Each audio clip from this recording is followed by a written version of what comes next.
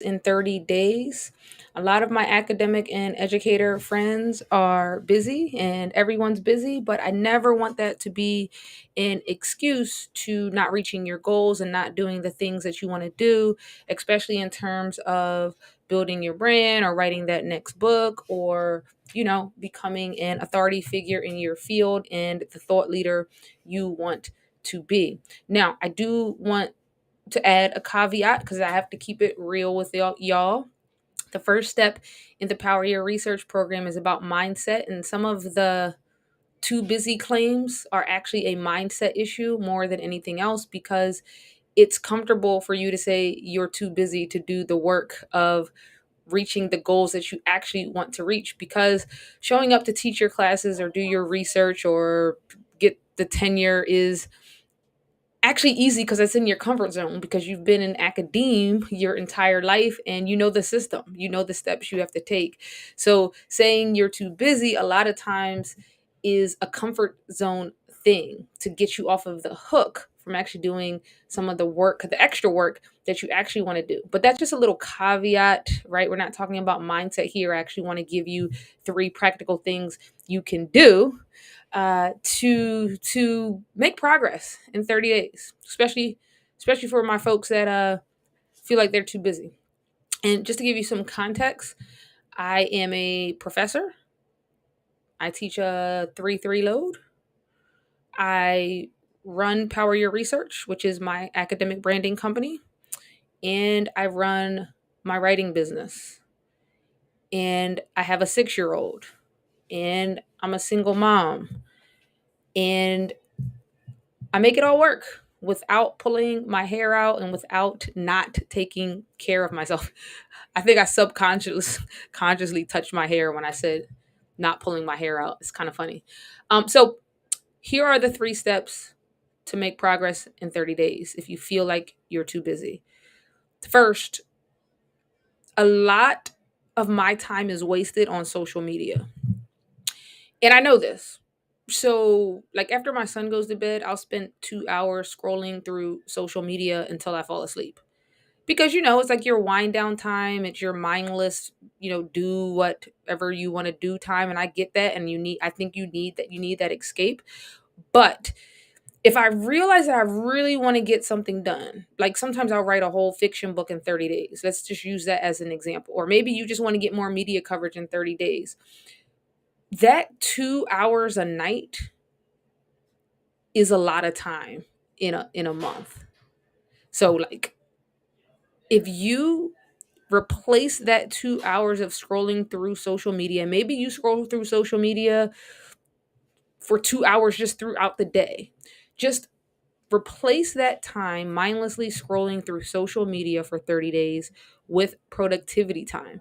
And tell yourself you're only going to do it for 30 days. I like to do 30-day experiments with myself. So for me, it's helpful not to think about making these changes for like a whole year. But in my mind, I'm like, I can replace my social media time for 2 hours a day in order to get this book written or in order to in order to reach whatever the goal is. Because the time you're spending on social media scrolling mindlessly is actually a whole side company that you could be running. Seriously, y'all. So the first step is replace time that you're wasting with time to be productive. For me, it's social media. For you, it just might be something else that you're wasting time doing.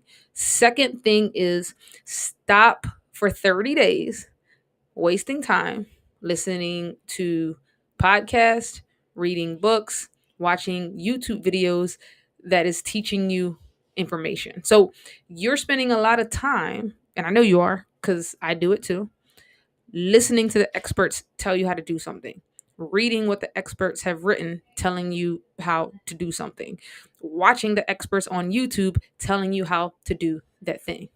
If you count it up, you're probably spending a lot of hours doing this. But at some point, you just got to do it, right? And so I'm in this 30-day experiment with myself right now that is working out tremendously. This experiment is turning out to be something that I know works that I'm going to put in my personal user's guide. But for 30 days right now in my experiment with myself, instead of watching all the self-help people, watching all the business coaches online. Instead of that, I'm spending time doing the thing.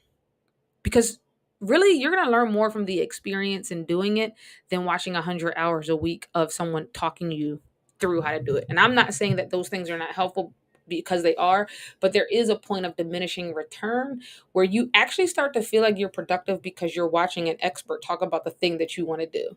And so, yo, this is real. I feel like that's a whole thing, like a whole video in itself. But try this out for 30 days. And I want to tell you something powerful that happened to me in this 30-day experiment that I'm doing with myself. So I used to listen to these podcasts on my walks too. So, informational content on my walks. But since I'm in this 30 days of not listening to those people, I've come up with some really, really, really good ideas because now I'm taking walks with nothing in my ears. And so now I'm actually coming up with solutions because I don't have the distraction of listening to this podcast that is telling me how to do the thing. And I've come up with two phenomenal ideas just over the last 2 days of taking a break from listening to podcasts and watching YouTube videos. And so every time I feel myself wanting to go and watch the YouTube video or listen to the podcast, I try to do something active, like think about some solutions on my own, or journal or something like that. The third step to make progress in 30 days, if you feel like you're too busy, is to set boundaries on your time. Can you set some boundaries for 30 days and see how it feels? And these could be whatever boundaries you need to set, because boundaries are really a personal thing. Like, hey, if you have two meetups with a friend this month, but the friend is always late or always canceling, cancel those meetups, yo. Like, you're going to spend 30 minutes each time waiting for your late friend. That's a complete waste of your time. Or this friend cancels on you the day of or 2 days before all the time. I don't have time for that. That is one thing that I can't vibe with.